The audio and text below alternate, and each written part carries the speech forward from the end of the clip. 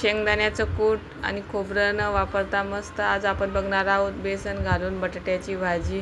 करायला एकदम सोपी आहे आणि टेस्ट पण खूप छान लागते. चला तर बघू कशी आहे रेसिपी. श्री शिवाय नमस्तुभ्य मैत्रिणींनो, मी अंजलीज रेसिपी चॅनलमध्ये तुम्हा सर्वांचे मनापासून खूप खूप स्वागत करते. तर आज आपण बघणार आहोत बटाट्याची स्पेशल बेसन घालून केलेली भाजी. त्यासाठी साहित्य बघू.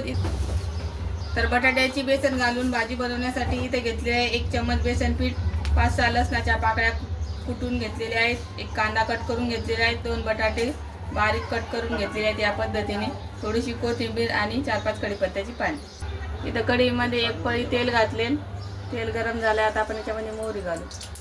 मोहरी छान तडतडली. आता याच्यामध्ये जिरे घालू, लसणाची पेस्ट, कढीपत्त्याची पाने,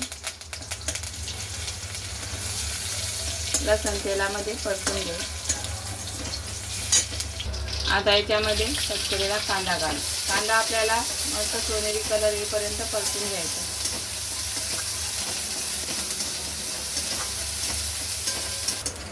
कांदा मस्त सोनेरी कलरवर परतला गेलेला आहे.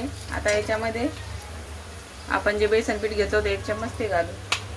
बेसन पीठ पण आपल्याला मस्त 1 मिनिटभर परतायचं, म्हणजे त्याच्यामध्ये पण कच्चेपणा राहिला नाही पाहिजे. आता याच्यामध्ये मसाले घालू. 1 चिमूटभर हळद, गरजे इतकं लाल तिखट, अर्धा चम्मच कांदा लसूण मसाला. मसाले व्यवस्थित परतल्या गेलेले आहेत. आता याच्यामध्ये कट केलेल्या बटाट्याच्या फोडी घालू. आता या फोडी आपल्याला छान परतून घ्यायच्या.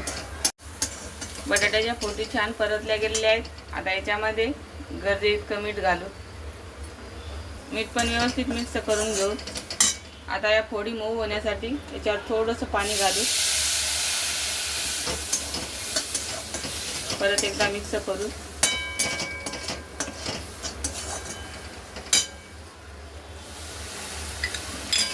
आपल्याला सुकी भाजी बनवायची, त्याच्यामुळे याच्यामध्ये थोडंसं पाणी घालायचं. आता आपण याच्यावर झाकण ठेवून याला 2 मिनिटं शिजवून घेऊ. तर 2 मिनिट झालेले आहेत. आपण चेक करू.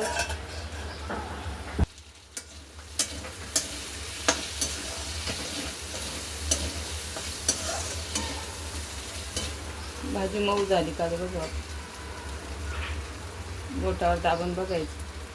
मस्त मऊ शिजलेले आहेत बटाटे.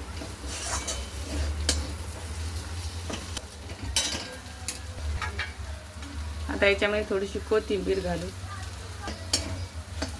तरी ते तयार झालेली आहे तुमची शेंगदाण्याचं कूट खोबरं न वापरता मस्त अशी सुकी बटाट्याची भाजी. तर कशी वाटली बटाट्याची भाजीची बेसन घालून रेसिपी नक्की कमेंटमध्ये सांगा. आवडली असेल तर लाईक शेअर सबस्क्राईब करा. धन्यवाद.